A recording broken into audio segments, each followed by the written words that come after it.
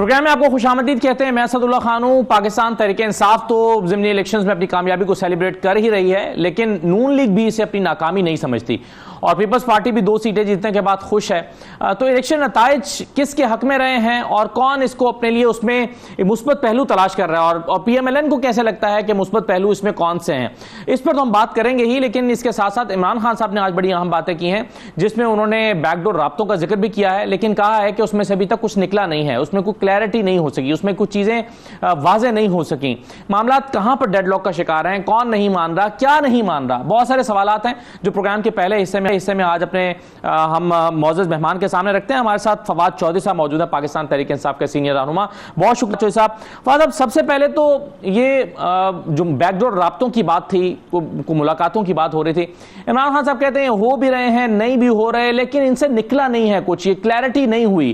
क्या डिमांड थी, कहां पर डेडलॉक हो गया? हमारी डिमांड तो बड़ी वाज़ेह है ना, हम तो सिर्फ चाहते हैं कि इलेक्शन हो और इलेक्शन जल्द से जल्द होने चाहिए। और 2 दफा जो अवाम है वो ये नैरेटिव दे चुके हैं, वो ये बयानियां दे चुके हैं, इस हक में फैसला दे चुके हैं, पहले पंजाब के इलेक्शन में और अब कल के इलेक्शन में। अवाम, पीपल हैव स्पोकन। लोगों ने इमरान खान का जो मुतालबा है कि मुल्क में फौरी तौर पर नए इंतखाबात कराए जाएं, उसके हक में जो है वो वोट किया है। और यही वो मुतालबा है जो हमारा इस हुकूमत से भी है और इदारों के साथ भी हमेशा यही बात करते हैं। फवाद साहब, अगर आपका एक ही मुतालबा है तो इसका मतलब है या तो वो माना जाएगा या वो नहीं माना जाएगा। ऐसा तो नहीं हो सकता कि जी कुछ मुज़ाकरात कामयाब हो गए, कुछ पहलू मुस्बत निकल आए, कुछ नहीं निकले। तो इसका मतलब है कि अगर अभी तक इलेक्शन का फैसला नहीं हुआ तो हम समझें कि उन मुलाकातों में कोई पेशरफ्त नहीं है। तो नहीं, ये कहना तो शायद दुरुस्त नहीं है कि कुछ पेशरफ्त नहीं है, लेकिन बहरहाल जैसे मुकम्मल पेशरफ्त है वो नहीं। अच्छा फवाद साहब, आप कह रहे हैं कि एक इलेक्शन का मुतालबा है, लेकिन एक मुतालबा कुछ अर्सा पहले इमरान खान साहब ने और भी किया था और उन्होंने कहा था कि नया जो चीफ ऑफ आर्मी स्टाफ है वो नई हुकूमत आकर अपॉइंट करे। क्या इस मौजू पर भी मुलाकातों में बातचीत हुई है? नहीं, वो जब इलेक्शन फौरी इलेक्शन का मुतालबा, वही बात आ गई ना। अगर इलेक्शन होने अभी तो उसमें वो चीज़ तो वैसे ही हो जाएगी। अगर आप 29 से पहले अगर आप असम्बलियां टूट जाती हैं तो फिर ये इंटरिम गवर्नमेंट तो ये नहीं कर सकती। सही है। तो फवाद साहब, इस पर ये मतलब ये मौजू तो है आपका बातचीत का, या इस पर आपने कोई लचक का मुजाहरा किया है? क्योंकि लग ये रहा है कि नई जो मौजूदा हुकूमत है शायद यही नया आर्मी चीफ लगाने जा रही है। देखिए, हमारे लिए इलेक्शन है। ये जो आर्मी चीफ का तो एक मुतालबा हमारा ये है ना कि जो लगाने वाले हैं उनको लेजिटिमेसी तो हो ना। अब आप देखें कि 2 इलेक्शन हुए हैं, दोनों में ये बुरी तरह हारे। ये गवर्नमेंट इलेक्ट होके नहीं आई हुई। 84 सीटों वाला बंदा प्राइम मिनिस्टर बना हुआ है, 155 सीटों वाला जो है वो पोजीशन में है, और इस हुकूमत की ना लेजिटिमेसी है ना इलेक्टेबिलिटी है, और ऑक्शन के ऊपर ये गवर्नमेंट में बैठे हुए हैं। तो इस तरह की हुकूमत अगर आर्मी चीफ जैसे अपॉइंटमेंट करेगी तो जाहिर है कि उससे जो कंट्रोवर्सी है वो पैदा होगी, और उससे बचने के लिए जरूरी है कि आप नए इलेक्शन करवा दें। फवाद साहब, नए इलेक्शन का फैसला शायद मौजूदा हुकूमत ने करना है और शायद लंदन में होना है, तो आप मौजूदा हुकूमत के साथ तो राब्ते में है ही नहीं या बातचीत चल ही नहीं रही है, तो ये फिर इसका फैसला कैसे होगा? क्या हुकूमत जो है वो ये फैसला लंदन में ही होना है, ये तो तय है? फैसला तो लंदन में तो नहीं होना। फैसला तो जाहिर है हमारे जो इदारे हैं जो इस हुकूमत को जिन्होंने सपोर्ट किया है वो तो उन्होंने करना है, और वो भी इधर अपना लंदन वालों के कॉन्सेंट ले लेंगे। हम तो चाहते हैं कि बेस्ट तरीका तो है भी ये कि हुकूमत, इदारे और जो मौजूदा अपोजिशन है यानी हम लोग हैं, एक दूसरे को स्पेस दे के आगे बढ़ें और चीज़ें जो हैं वो बेहतर करें। आप कॉन्सेंट लेने की बात कर रहे हैं फवाद साहब, अगर नवाज शरीफ साहब लंदन में नहीं मानते तो फिर इदारों का रोल क्या हो सकता है? अगर वो नहीं मानेंगे तो इदारे क्या कर सकते हैं? इदारों का काफी प्रेशर है। ये हुकूमत जाहिर है कि अपने पाँव पे तो नहीं खड़ी ना, ये तो डंडे से सर पर खड़ी है। डंडा पीछे से हट गया तो हुकूमत वैसे गिर जाएगी। अच्छा फवाद साहब, लॉन्ग मार्च के हवाले से मैं कुछ बात करना चाहता हूं आपसे। लॉन्ग मार्च, आरिफ अलवी साहब, ऐसा एक तासुर भी था, कहा भी गया था कि आरिफ अलवी साहब ने एक ईंधनी कराई है, कहा है कि जरा रुक जाएं, कुछ चीजें मुस्बत समत में जा रही हैं। अब क्या हातमी ये फैसला हो गया है कि अब लॉन्ग मार्च में जाना ही है या कुछ वक्त और देना है? अभी कोई इम्कानात हैं? अगले कोई 5-7 दिनों में पता चल जाएगा, 2-4 दिनों में कि क्या अल्टीमेटली बनेगा। हमारी ख्वाहिश तो यही है कि एक मुल्क में हम इलेक्शन की तरफ बढ़े और फसाद के बगैर बढ़े। फवाद साहब, आज कल के जो इलेक्शन के रिजल्ट्स आए हैं उसके बाद आज जो प्रेस कॉन्फ्रेंस हुई है राना साहब की, बाकी लोगों की, उसमें उन्होंने बड़ा वाजे कर दिया कि भाई इलेक्शन में जाने का फैसला हमने करना है और ये इलेक्शन वक्त पर होंगे। तो फिर जब दो टोक मौक़िफ़ हुकूमत का सामने आ गया है तो फिर आप किस लिए वक्त देना चाहते हैं? देखिए, फैसला हम राना साहब को तो वक्त नहीं ना दे रहे। जिन्होंने फैसला करना है उन्होंने फैसला करना है। राना साहब को उन्होंने बताना ही है ना। राना साहब कौन सा बेचारे अपनी बातें कर रहे हैं। और जिन्होंने फैसला करना है वो फैसला क्यों नहीं कर पा रहे?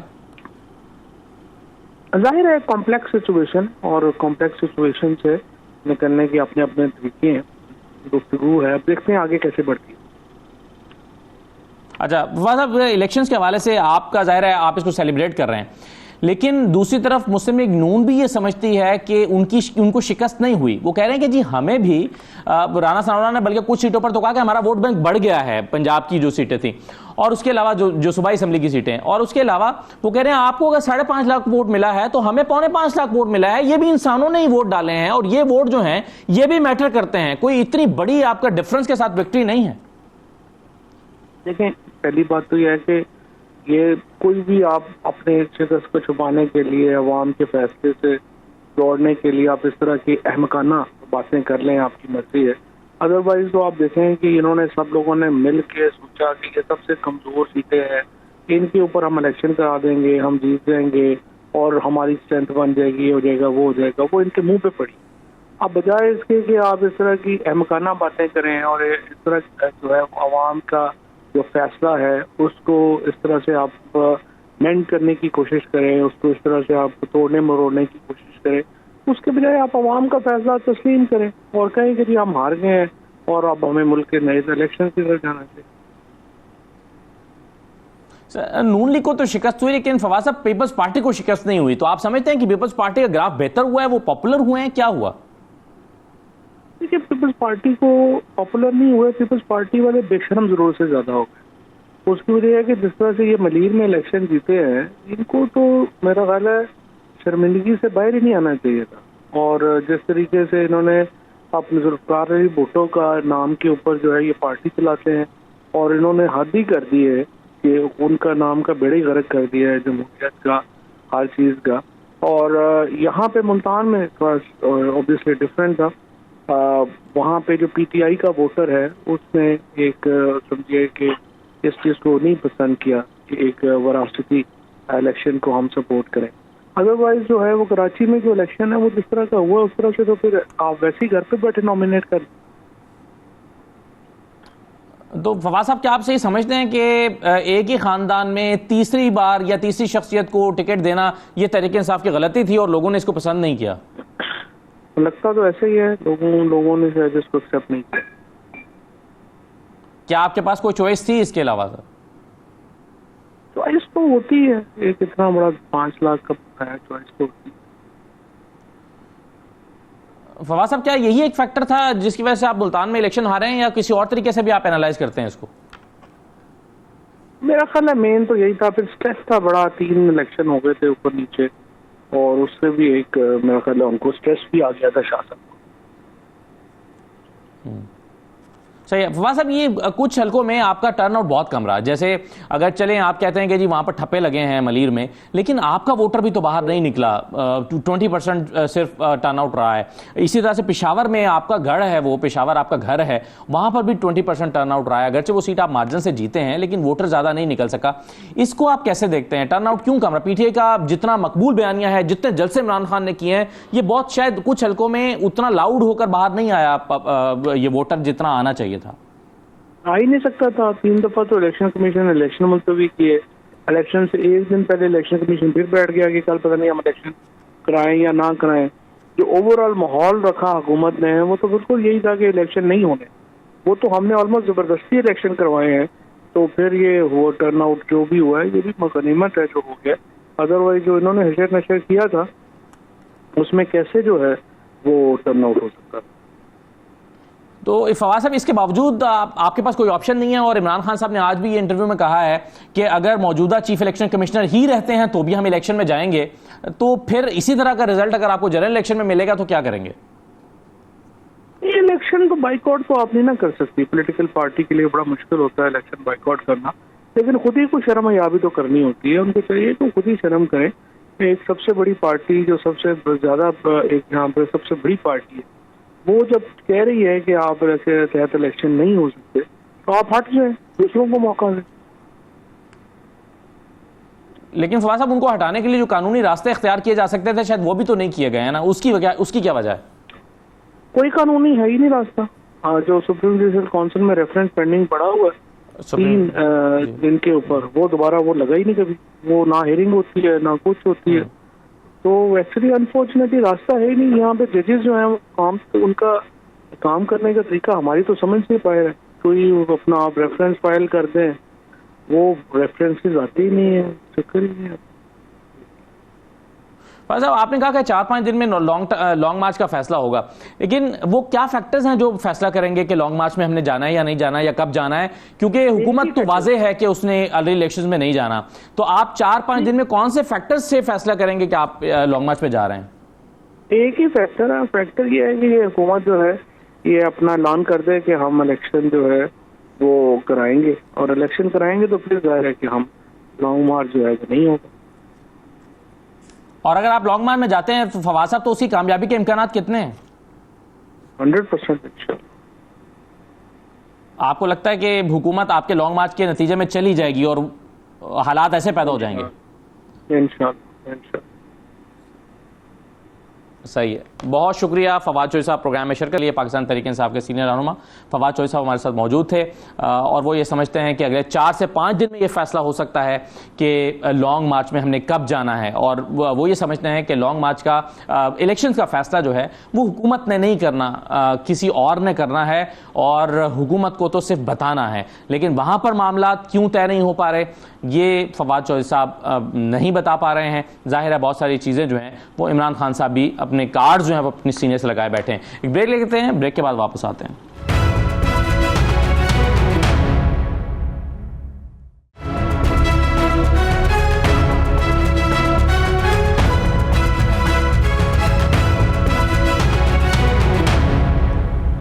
ब्रेक के बाद आपको दोबारा खुशामदीद कहते हैं। हमारे साथ राना तनवीर साहब मौजूद हैं, मुस्लिम लीग नून के सीनियर रहनुमा हैं, और हमारे साथ सेनेटर अली जफर साहब मौजूद हैं, पाकिस्तान तहरीक इंसाफ के रहनुमा। बहुत शुक्रिया।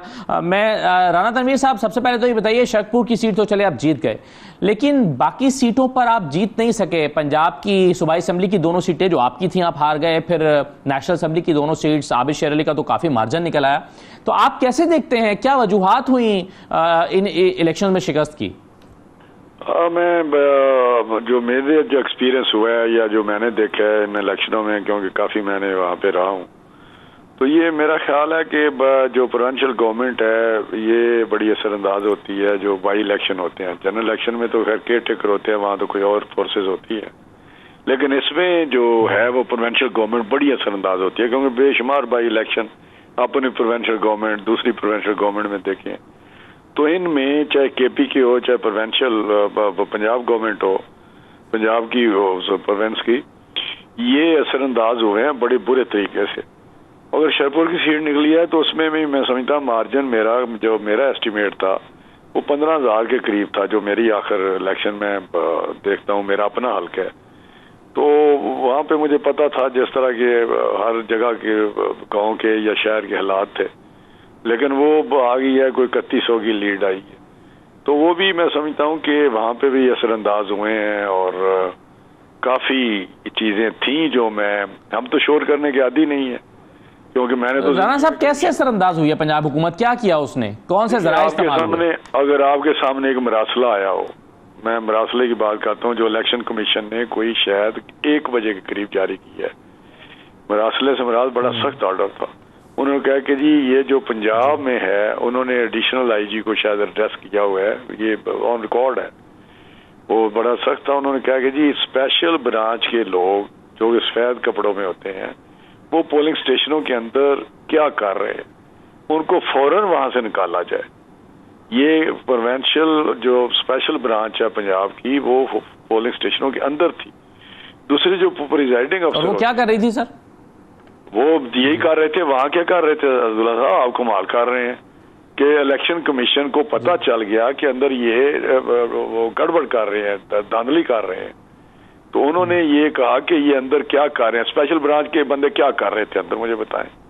कि वो सफेद कपड़ों में जो स्पेशल ब्रांच अंदर गई हुई थी। दूसरे जो टीचर्स होते हैं, प्रिजाइडिंग अफसर, वो 100% टीचर होते हैं जो कि प्रोविंशियल के कंट्रोल में होते हैं।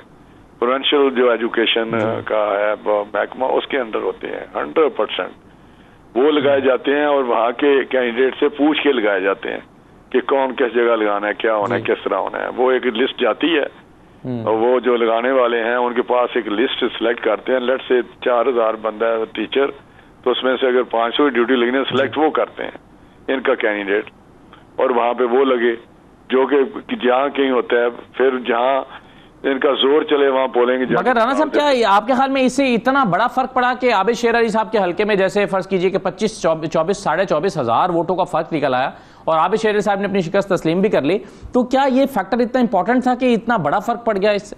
नहीं, फर्क हो सकता है, ये फर्क कम रह जाता, लेकिन ये मैं कहता हूँ ये फैक्ट है। इनके बंदे असले के साथ घूमते रहे Faisalabad. One of the factors आप समझते हैं? मैं वन ऑफ द फैक्टर नहीं है, इनके बंदे असले के साथ भी अंदर जाते रहे। ये जो हबीब था, क्या वो उसका नाम है, जो वजीर भी था, स्टेट मिनिस्टर, क्या था, फरक हबीब भी जो था जी, वो असले के साथ, आप वीडियो आपके टीवी पे मैंने देखा, सारे आपने दिखाए हैं, तो वो घूम रहा था। लेकिन हमारे बंदों को पकड़ रहे थे। एक दिन रात पहले इन्होंने 62 बंदे भी पकड़े हैं, वहां के पुलिस ने मेरे हल्के में पकड़े हैं। तो ये चीजें जो होती हैं, लेकिन हम इतना लोकल लेवल पे इसको हैंडल करते हैं, शोर नहीं करते इस तरह। ये जीत भी जाए तो शोर कर रहे होते हैं। तो मैं समझता हूँ ये जहां जहां तगड़ा काम, बिल्कुल सही है। ये आपने आम बात की है कि जीत कर भी कह रहे हैं कि इलेक्शन कमीशन को रिजाइन करना चाहिए और धांधली हुई है। ये मैं अगर राणा साहब आपके साथ रहेगा, एक दो चीजें मैं आपसे और डिस्कस करना चाहता हूँ। देखिए ना, ये अपने तौर पे आप लेके लीड ले ली है। इलेक्शन कमीशन के ऊपर जो है चेयरमैन, जो चीफ इलेक्शन कमिश्नर या मेंबर है या इलेक्शन, नहीं, मैं पीटीआई की बात कर रहा हूँ सर। आज पीटीआई ने चीफ इलेक्शन कमिश्नर से दोबारा मुस्ताफी होने का मुतालबा किया ना। मैं उनकी बात कर रहा हूँ, वो जीते हैं। प्रोविंशियल गवर्नमेंट जो उनके बस में नहीं होती। ठीक, बिल्कुल सही है, राइट सर। सर मेरे साथ ही रहिएगा। अली जफर साहब, आप कह रहे हैं कि वहां कराची में धांधली हो गई, यहां पर पंजाब में भी नून लीग को ऐसी ही शिकायत है जैसी आपको वहां पर शिकायत है, तो इसका मतलब है कि सबको इलेक्शन की से शिकायत है और वो कह रहे हैं कि आप तो सरअंदाज हुए हैं पंजाब में इलेक्शंस के ऊपर, पंजाब हुकूमत। सबसे पहले तो एक थोड़ा सा ठंडा सांस लेते हैं और ये सोचें आप, और समझने की जरूरत है हमें। आपको याद है कुछ देर पहले ऑडियो लीक्स आई थी और ऑडियो लीक्स में ये बहस हो रही थी कि कौन सी सीटें जो हैं हम किन लोगों की रेजिग्नेशन जो हैं एक्सेप्ट करें, इस्तीफे एक्सेप्ट करें, ताकि उन सीटों पे इलेक्शन लड़ा जाए। तो नून लीग ने और जो पीडीएम की जमातें हैं उन्होंने मिलकर एक फैसला किया कि कौन सी हमारी सबसे मजबूत सीटें हैं पाकिस्तान में जहां हम बाय इलेक्शन करा के जीत सकते हैं। उन्होंने ये 9 सीटें जो थी कुछ इलाकों में चूज की, और अगर आप उसका 2018 का आप उनके रिजल्ट देखें तो वहां पीडीएम की जमातें जो हैं उनको उनके वोट्स अगर मिलाएं और जो पीटीआई को वोट मिला था, तो पीडीएम की जमातों की कंबाइंड वोट्स डबल थी पीटीआई की जमातों से के वोट से। ठीक, तो इनका ख्याल था कि चले वो डबल हो गया, वो कितना भी कम हो हम तब भी जीत जाएंगे। लेकिन जब अवाम ने वोट किए तो उससे आपने देखा कि एक हिस्टोरिक विन हुई उन सीटों पे जो कि पीडीएम ने कंबाइन लड़ी इमरान खान साहब के खिलाफ और वो हार गए। तो इफेक्टिवली उससे क्या जाहिर होता है, एक ही मेरा ख्याल है कोई इसको डिनाई नहीं कर सकता कि इसका मतलब ये है अवाम ने पीटीआई के, स्पेशली इमरान खान साहब जहां खड़े थे, उनको वोट दिया है और कहा है कि हमारे लिए यही चैंपियन है इस मुल्क से। अब यहाँ तक तो क्लियर हो गई बात कि जब इलेक्शन हुआ उन्होंने भरपूर कोशिश की, प्री इलेक्शन रिगिंग करने की कोशिश की, इन द सेंस कि उन्होंने चूज किए अपनी कॉन्स्टिट्यूंसी, लेकिन तब भी वो हार गए। अब जहां तक ताल्लुक है मलीर का, या जहां तक ताल्लुक है इनका ये कहना कि पंजाब हुकूमत असरअंदाज हुई थी, आपको याद होगा, फिर हम थोड़ी वापस एक ठंडा सांस लेते हैं, थोड़ा पीछे जाते हैं। कुछ देर पहले आपको याद होगा कि कुछ प्रोविंशियल सीटों पे इलेक्शन हुए थे और उस वक्त हमजा शहबाज साहब मुस्लिम लीग एन की हुकूमत थी, लेकिन उसमें भी उनकी पंजाब हुकूमत में होने के बावजूद आपको याद है कितनी सीटें जीते थे हम और किस मार्जिन से जीते थे। ये कुछ महीनों की बात ही है। तो इनका ये कहना कि जनाब हुकूमत को इन्फ्लुएंस कर सकती है, अगर कर सकती थी तो वो जीत जाते पिछली जो बाई इलेक्शन हुए हैं। लेकिन असल बात यह है कि हुकूमतें कोई असरअंदाज नहीं होती। इलेक्शन कमीशन ऑफ पाकिस्तान मेरी नज़र में अपना भरपूर तरीके से काम कर रहा है। हो सकता है कुछ इलाकों में, कुछ पोलिंग स्टेशन पे थोड़ी बहुत मसले हुए हों, जिस तरह मलीर में हुए, लेकिन मैं कहता हूं कि इलेक्शन रिजल्ट को आप एक्सेप्ट करें। और अगर आपको लगता है कि मलीर में या किसी और जगह, अगर पीटीआई को लगता है कि मलीर में प्रॉब्लम हुआ है या पीएमएल को लगता है कि पंजाब में कुछ प्रॉब्लम हुआ है, तो उसके लिए अदालतें मौजूद हैं, प्रोसीजर भी मौजूद है। आप एविडेंस लेके चले जाएं। जब तक वो अदालत फैसला नहीं करती उसका, मेरे ख्याल और मेरी नज़र में एक कानूनदान होने की हैसियत से, बेशक मैं किसी भी पार्टी से हूँ, कानूनदान होने की हैसियत से वो रिजल्ट सबको एक्सेप्ट करने पड़ते हैं कि यही रिजल्ट है। आप सही है। तो आपके ख्याल में पीटीआई को इलेक्शन ट्रिब्यूनल में जाना चाहिए और जाएगी पीटीआई? अगर अगर अगर कोई शहादत है ऐसी तो बिल्कुल जाना चाहिए और जाएगी। और इसी तरह मैं पीएमएलएन को कहता हूं कि अगर उनको ये बात करनी है आके टीवी पे कि जी बड़ा ये हो गया, ऐसी धांधली हुई या फिर पंजाब हुकूमत ने कोई इन्फ्लुएंस किया, तो ले जाएं उसको अदालत में और अदालत में फैसला करा लें। लेकिन ये कह देना कि इलेक्शन रिजल्ट गलत हुआ है, मेरा ख्याल है गलत बात है। इलेक्शन ने एक चीज साबित हो गई, और ये इस वक्त जो हम बात करते थे, तबसरे करते थे कि वेव है इस वक्त पीटीआई के फेवर में, वो साबित हो गया। और ये भी साबित हो गया कि लोगों ने किस तरफ वोट किया और क्यों किया, और किसका बयानिया बेहतर है, किसका बयानिया आईनी और कानूनी और पॉलिटिकली सियासी तौर पे दुरुस्त नहीं है, वो भी नजर आ गया। सो ये अवाम ने फैसला किया, और यही हम बार बार कह रहे थे कि एक्चुअली हमें जाना चाहिए अवाम की अदालत में, और अवाम की अदालत में जब जाएंगे तो यही रिजल्ट होगा जो आपको नजर आ रहा है। अब अगर इस रिजल्ट को बिल्कुल सही है, लेकिन दो चीजें मैं राना तनवीर साहब से पूछना चाहता हूं। राना साहब, आपने, अली जफर साहब कह रहे हैं कि दो चीजों का एडवांटेज लेने की कोशिश की। एक तो आपने पिक एंड चूज किया उन कॉन्स्टिट्यूएंसीज को जहां एंटी पीटीआई वोट डबल या बाज हल्कों में तो 3 गुना पड़ा हुआ था, बाज हल्कों में एंटी पीटीआई वोट 1.5 लाख के करीब पड़ा हुआ था। आपने उन हल्कों को चूज किया जहां पर बाकी सारी पॉलिटिकल पार्टीज का अपना अपना वोट बैंक मौजूद था। एक तो आपने ये एडवांटेज लेने की कोशिश की, और दूसरा एडवांटेज जो है वो आपने ये लिया कि आपने सारी जमातों ने मिलकर इलेक्शन लिया, इसके बावजूद आप हार गए।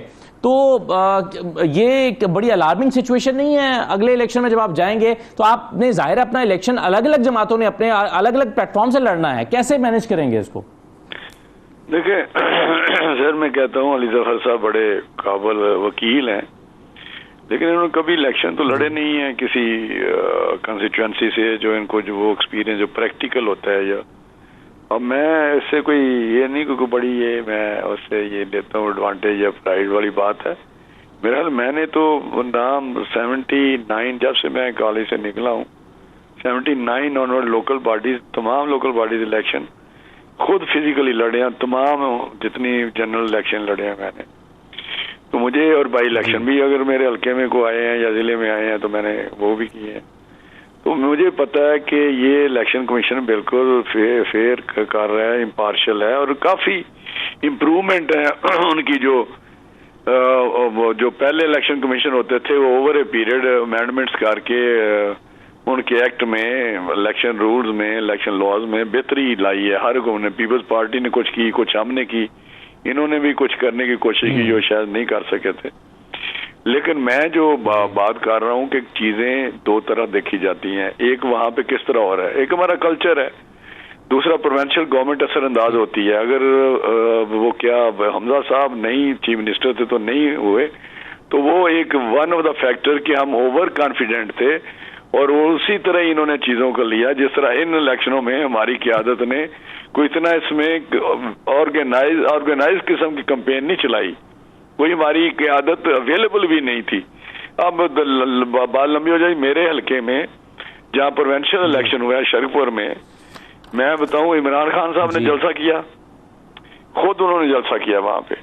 अगले दिन ही नेक्स्ट डे उसी जगह, उसी ग्राउंड में, उसी स्टेज पे, उसी हर तरह तरीके से मैंने अनाउंस किया कि कल ही मैं करूंगा, और मैंने उनसे 3 गुना कर दिया। ये इनको भी पता है, इनकी पार्टी को भी पता है, इमरान खान को भी पता है। फिर सही मैं इनके जो असद उमर से लेके नीचे तक हमाद अजहर हो, वलीद इकबाल हो, सारे लोग वहां कैंपेन उन गांव में इन्होंने जलसे किए हैं। गांव में जिस जगह मैं भी नहीं कभी किया अपने पूरे जनरल इलेक्शन में भी, छोटे छोटे गांव, छोटे छोटी जगह पे गए हैं। प्रोविंशियल मिनिस्टर इनके बड़े वो हार गए नहीं, लेकिन सही है राणा साहब, मगर वो मेरा जो सवाल था कि आपने दो तरह से तो एडवांटेज लेने की खुद भी कोशिश की ना, कि आप सब मिलकर लड़े हैं इमरान खान के खिलाफ, सारी साथी मानते हैं। जैसे मुल्तान को अगर आप देख रहे हैं सर, मुल्तान से अगर राणा साहब अगर आपके गफ्फार डोगर साहब को निकाल दें, अलग कर दें, और वो अलग इलेक्शन लड़ रहे हों और अली मूसा गिलानी अलग लड़ रहे हों, तो वोट जाहिर है तकसीम हो जाएगा और उसका फायदा पीटीआई उठा लेगी।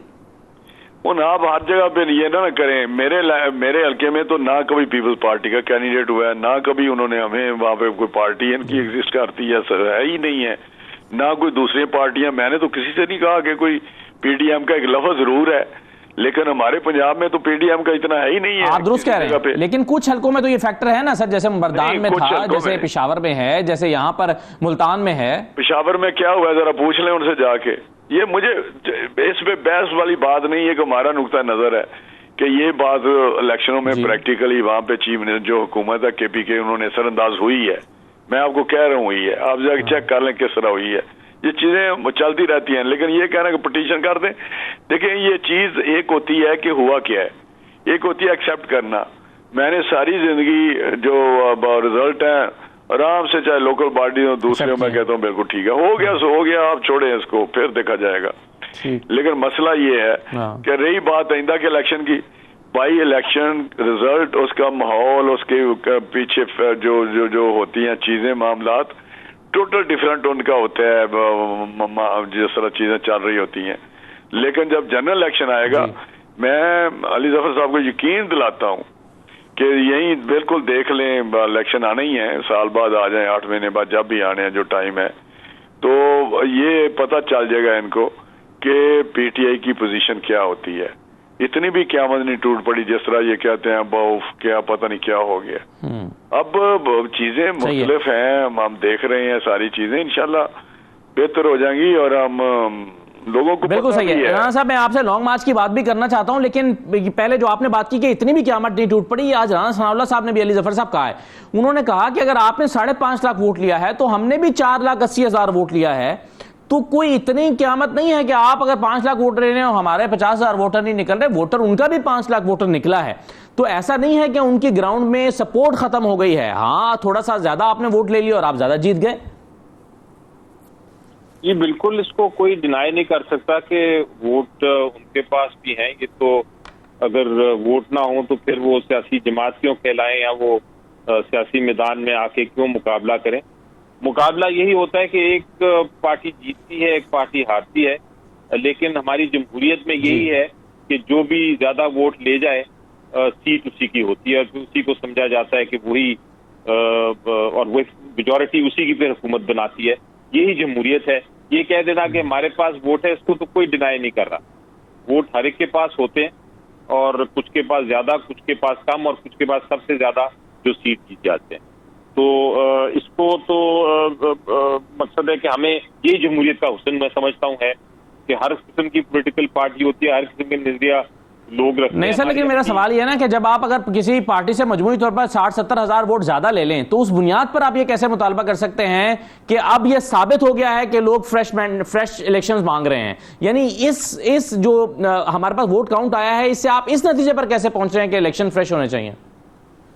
तरीकेकार यही होता है जी, जो एक मेजॉरिटी चाहती हो वही फिर एक इंडिकेशन होती है कि मेजॉरिटी एक मुल्क में अगर चीज चाहे तो वही बनता है। आप देखें कि इंग्लैंड जो था वो ब्रेक्सिट से जब निकलना चाह रहा था तो बहुत सख्त मुकाबला हुआ और कुछ मार्जिन से ही मेजॉरिटी ने ये कहा कि जनाब हम ब्रेक्सिट को छोड़ के खत्म उधर से अलग होना चाहते हैं, वो अलग हो गए। इसी तरह स्कॉटलैंड हुआ, इसी तरह आयरलैंड हुआ। बहुत सारे लोग आयरलैंड में जब वो आज़ादी थी वो इसी तरह चाह रहे थे। जब पाकिस्तान इंडिया की पार्टीशन की बात हो रही थी तो आपको याद है कि किए गए थे, यहाँ रेफरेंडम्स किए गए थे किस प्रोविंस ने किसको ज्वाइन करना है, इंडिया को ज्वाइन करना है, पाकिस्तान को ज्वाइन करना है। तो मेजॉरिटी से ही फैसला होता था, कभी यूनानिमस तो फैसले नहीं होते। एक क्राइटेरिया जमहूरियत में यही होता है कि जो भी मेजॉरिटी फैसला करे फिर वो उसके मुताबिक माइनॉरिटी को भी साथ शामिल होना पड़ता है। इसी तरह ये जो एक मैंडेट था हमने यही लेना था कि मेजॉरिटी क्या फैसला करती है। ये तो कोई नहीं कहता कि 100% लोग एक तरफ ही होंगे। अगर ऐसा होने लगा तो फिर तो आप एक यूटोपिया में आ जाते हैं, एक ऐसी जगह पे आ जाते हैं जो कि हमारे कम अज कम मुल्क में या हमारी दुनिया में तो नहीं है, वो कहीं और ही होगी ऐसी कायनात।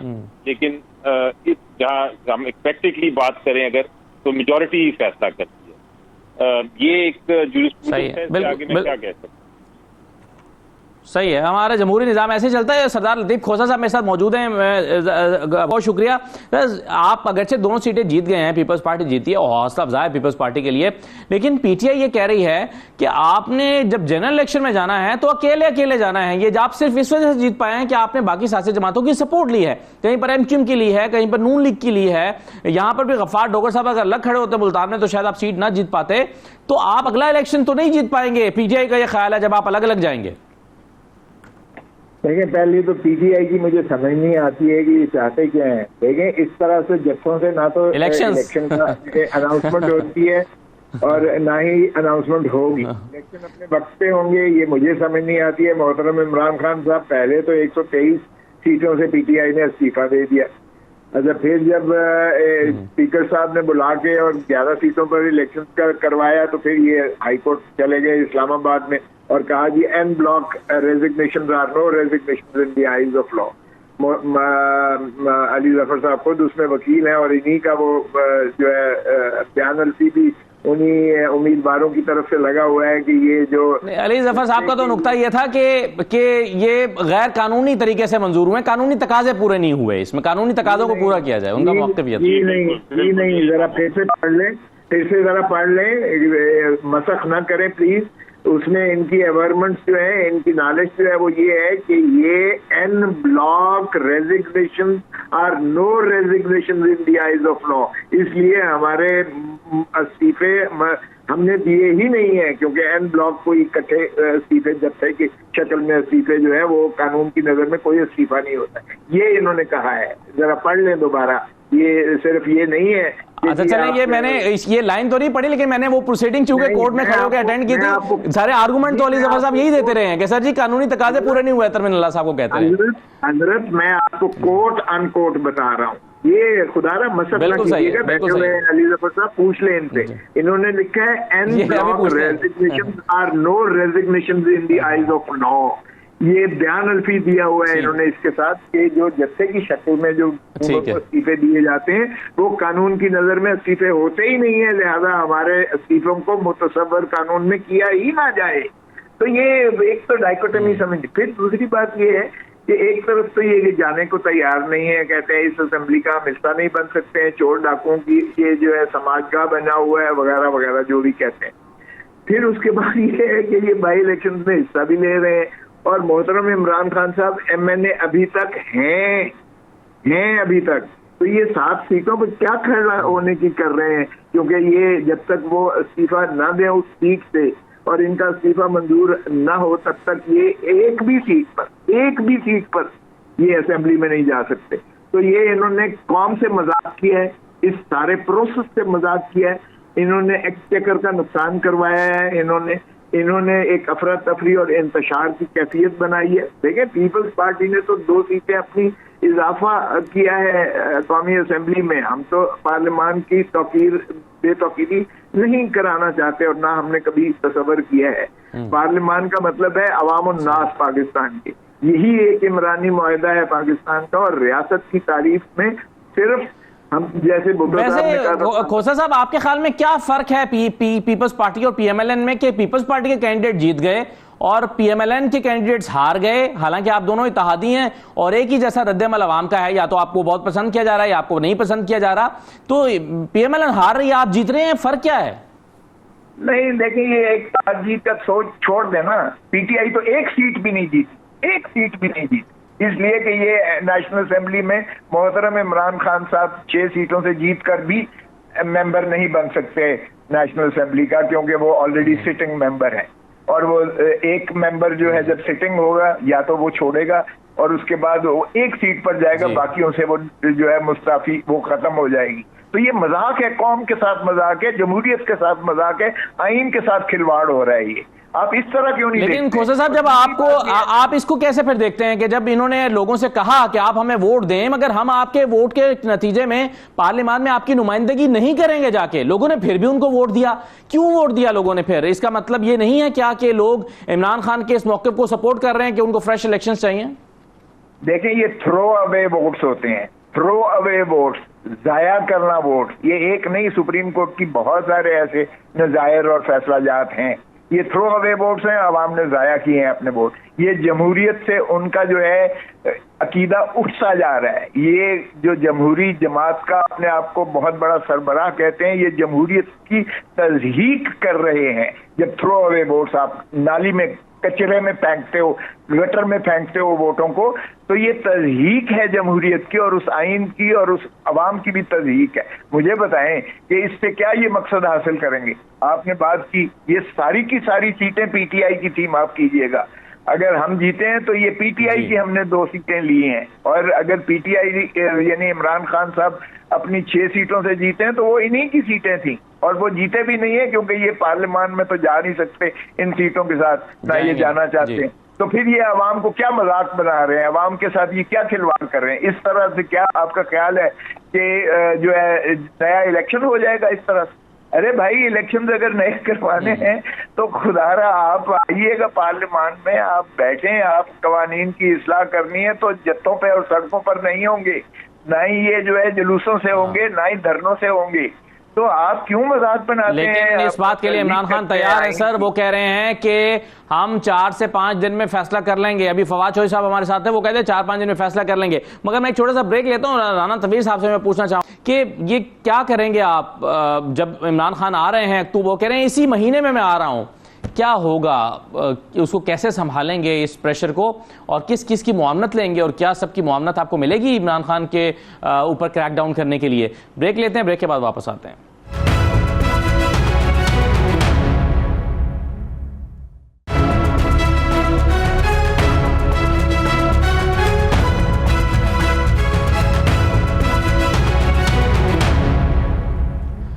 ब्रेक के बाद आपको दोबारा खुशामदीद कहते हैं। राना तनवीर साहब, आज इमरान खान ने इलेक्शन जीतने के बाद जो प्रेस कॉन्फ्रेंस की है या टॉक की है, उसमें उन्होंने वाज़ेह कर दिया कि अब तो कॉल मैंने देनी है और इसी महीने में देनी है। तो ये जो लॉन्ग मार्च है ये तो अब नजर आ रहा है शायद सामने, और इमरान खान शायद इसे भाग नहीं सकते अनटिल अनलेस कि उनको कोई यकीन दहानी करा दी जाए या इलेक्शन की तारीख दे दी जाए। इलेक्शन की तारीख आप देना नहीं चाहते, इमरान खान लॉन्ग मार्च खत्म करना नहीं चाहते, ये क्या होने जा रहा है अक्टूबर में सर? देखिए, पहले तो जो अली जफर साहब ने बात की थी, मैं उसका जवाब देना चाहता था कि ये इलेक्शन बाई इलेक्शन किसी जगह से अगर कोई बंदा जीत जाए दूसरी पार्टी और ये मुतालबा करे कि मैं क्यों इलेक्शन बाई इलेक्शन जीत गया हूँ, लिहाजा इलेक्शन कराए जाए, ये कोई, मैं समझता हूँ ये वो सारे आइन को समझते हैं, कानून को समझते हैं, इनको तो ऐसी बात करनी नहीं चाहिए।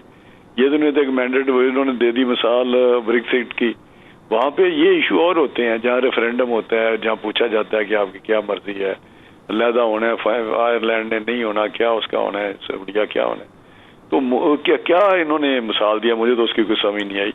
राना साहब, यहाँ पर तो लोगों ने वोट ही इसलिए दिया है ना इमरान खान को कि आप असेंबलियों में मत जाएं, इसी नाम का तो वोट दिया ना जाए। ये अगर उसका स्टेट ऑफ माइंड है जिस लीडर का, उससे आप तो को क्या करते हैं, कोई डेमोक्रेटिक वैल्यूज होती हैं, कोई पार्लियामेंट्री कुछ अदाब होते हैं, कोई तरीक़ेकार होते हैं, कोई पहले तो जब इनकी उम्र ही है 4 साल, जो असम्बली का उसने हशर कर दिया है, लतीफ़ खोसा साहब ने बड़ी सही रोशनी डाली है। मजाक बनाया हुआ है, इनका कोई असूल नहीं है। एक तरफ कहते हैं इस्तीफे दिए हैं, दूसरी तरफ कहते हैं नहीं दिए, इनको कंसिडर करना किया जाए। इनका जो डिप्टी स्पीकर था वो कहता है जी उसने एक्सेप्ट कर लिए थे हमारे, एंड ब्लॉक अगर नहीं थे तो उसने किस तरह कर लिए एक्सेप्ट, उसने नहीं 1 मिनट में कर लिए। इनका कंडक्ट है क्या सारा? मुझे तो ऑनेस्टली नहीं समझ आ सकी कि कौन सा ये जो टोला है जो बहुत ज्यादा पार्लियामेंट जो डेमोक्रेटिक हैं, जो बहुत बड़े ज्यूरिस्ट हैं, जो उनके साथ हैं वो उसी तरह की बातें करते हैं। ये नहीं कि वो ऐसी बात करेंगे हाँ जी ये रॉन्ग है, ये राइट है, ये ऐसे बात है, ये ऐसे ही नहीं, या ऐसा नहीं करना चाहिए। अभी इनके मैं एक टीवी पे सुन रहा था, कोई पता नहीं ब्रिस्टर है सैफुल्लाह के क्या मुझे नहीं पता, एक है वो उधर कोई KPK में है, वो कह रहा था कि अगर वो रीच कहे उसको ML वली को, ये इमरान खान, तो वो ठीक कह रहा है। अगर वो कहे कि PTI वाले बुरे हैं ML वली, तो वो गलत कह रहा है। मतलब इनका तो बाबा आबदुल है, नए असूल हैं सोसाइटी, इनके नए वैल्यूज हैं, इनकी नई वो क्या। लेकिन ये तो आपने भी बात की और लतीफ खोसा साहब ने भी जो बात की है, राणा साहब आपने भी कहा कि एक तरफ इस्तीफे दे रहे हैं, दूसरी तरफ कोर्ट में जाके कहते हैं इस्तीफे ना कबूल किए जाएंगे। लॉन्ग मार्च की ये तो इनकी डबल फेस है ना, जो सुबह शाम। चले ये मैं उनसे पूछता हूँ, आप लॉन्ग मार्च का जवाब दें। लॉन्ग मार्च का मैं आपको बता दूं कि ये इस महीने ना ये सुबह आ जाए। ये क्यों इन्होंने देखे ना, अगर ये पॉलिटिकल इंस्टेबिलिटी क्रिएट कर रहे हैं, किस पर्पज के लिए कर रहे हैं? कभी ये न्यूक्लियर एसेट्स की बात कर देते हैं कि ये गैर महफूज है इनके हाथों में, ये बेच देंगे। तुम होते कौन हो ये कहने वाले, किसी पे इल्जाम लगाने वाले? तुम तो खुद तुम्हारी पाकिस्तानियत तुम्हारी मशकूक है इमरान खान, तुम क्या बातें करते हो? तुम्हारा तो ये कौम देखे ना, ये अली जफर साहब बताएं कि उनके बच्चों को बात करता है कि ये बाहर बच्चे इनके हैं, इसके बच्चे बाहर ही नहीं है बल्कि बच्चे यहूदियों के पास हैं, वहां पे परवरिश पा रहे हैं, लेकिन कोई गौर ही नहीं है। वो कहते हैं ठीक है उसके बच्चे हैं। सर मैं कहता हूँ ये बात में नहीं पड़ता, लेकिन आप कह रहे हैं सुबह आ जाएं, कल आ जाएं, या जब भी लॉन्ग मार्च पे आ जाएं, फैसला हुकूमत का वही है जो है। अली जफर साहब, एक तो आप इसको रिस्पॉन्ड करना चाहें, दूसरा दोनों तरफ से ये खोसा साहब ने भी कहा है, राणा साहब ने भी कहा है कि इस्तीफे दे भी दिए, फिर आप चले भी गए कोर्ट में कि इस्तीफे नहीं देंगे। आप उस पर कुछ कॉमेंट करना चाहें तो जरूर कर दीजिए। जी, सबसे पहले तो मैं इस पे कमेंट करना चाहूंगा जो खोसा साहब ने कहा कि पिटीशन में हम इसलिए गए थे कि हम कह रहे थे कि एंड ब्लॉक इस्तीफे जो हैं वो है ही नहीं, गैर आईनी है। ऐसी बात नहीं, मेरा ख्याल है खोसा साहब ने शायद मेरी बहस भी नहीं सुनी और वो पिटीशन को शायद ठीक तरह पढ़ा भी नहीं। पिटीशन मैंने ही ड्राफ्ट की थी और मैंने ही बहस की थी अदालत के सामने। हमारा मौक़िफ़ ये था कि जो तरीक़ेकार है, जो जिसके लिए हमने 123 लोगों ने इस्तीफा दिया था, तरीकेकार ये होना चाहिए था सबका कबूल करें, आके तो उनका सबका इकट्ठे कबूल करें। और अगर आपने इकट्ठे नहीं कबूल किया, आपने पिक एंड चूज किया और अपनी पसंद की कॉन्स्टिट्यूंसी आपने चूज की है, तो ये गैर आईनी है। ये मौक़िफ़ था और मेरा ख्याल है अभी भी मैं कहता हूँ कि ये दुरुस्त मौक़िफ़ था कि वो गैर आईनी तरीका था, लेकिन बहरहाल वो लोगों ने उसको उनकी कोशिश को वैसे ही रिजेक्ट कर दिया, तो अब वो पिटीशन तो इनफ्रक्चुअस हो गई है। अब दूसरी बात ये है, बड़ी इंटरेस्टिंग बात जो आपने भी कही और मैं उसको दोहराना चाहता हूँ, वो ये है कि जिस चीज़ के लिए हम इलेक्शन में हिस्सा हमने लिया था उसमें एक बड़ा क्लियर मैसेज था पब्लिक को कि जनाब हमने ये इलेक्शन हम पार्लियामेंट को ज्वाइन करने के लिए नहीं कर रहे, ये इलेक्शन में आप वोट करके हमें जिताएं ताकि एक तरह का रेफरेंडम हो। आप सिर्फ वोट किसके हक में करें कि आप नया जनरल इलेक्शन चाहते हैं, और इसको अगर आप वोट करेंगे, अगर हम इसकी वोट की बेसिस पे आप हमें जिताएंगे तो ये एक तरह से एक मिनी रेफरेंडम हो जाएगा, और वो साबित हो गया। इसी के लिए मैंने मिसाल दी थी, ब्रेक्सिट की भी, आयरलैंड की भी, हमारी अपनी पाकिस्तान की आज़ादी की जब प्रोविंसेस ने ज्वाइन करना था, ये सारी वो मिसालें हैं जहां एक तरह से वोटिंग के जरिए एक मकसद के लिए वोट किया गया था, और वो वोट इसलिए था कि मतलब PTI ने इसीलिए वोट लिए थे और इसीलिए इलेक्शन लड़ा था कि हम दिखाना चाहते हैं कि अवाम क्या चाहती है, और वो साबित कर दिया। सही। अब जहां तक ताल्लुक है, बिल्कुल ठीक है, पार्लियामेंट को ज्वाइन करना या ना करना, सर एक पुरतशद्दुद किस्म की चीज जो आपकी तरफ से शायद ना हो, लेकिन हुकूमत कहती है कि जी हम इस पर लाठी चार्ज भी करेंगे, आंसू गैस की शेलिंग करेंगे, ये इसका कोई और रास्ता अब नजर नहीं आ रहा, ये लॉन्ग मार्च होना ही है इस महीने में? कि लॉन्ग मार्च तो बिल्कुल होना है, और बल्कि इस महीने में ही नहीं बल्कि जल्दी होना है, क्योंकि इस वक्त लोगों का और जो अवाम है और जो हमारी पार्टी है सर इस महीने में रही 12-13 दिन गए हैं, 4-5 दिन में फवाद चौधरी साहब कह रहे हैं फैसला होगा, तो शायद ज्यादा से ज्यादा इस महीने के आखिर में ही हो पाए, लेकिन आप भी कह रहे हैं कि ये होना ही है। बहुत शुक्रिया सेनेटर अली जफर साहब, लतीफ राना, तनवीर साहब प्रोग्राम में शिरकत करने के लिए। इजाजत दीजिए, अल्लाह हाफिज।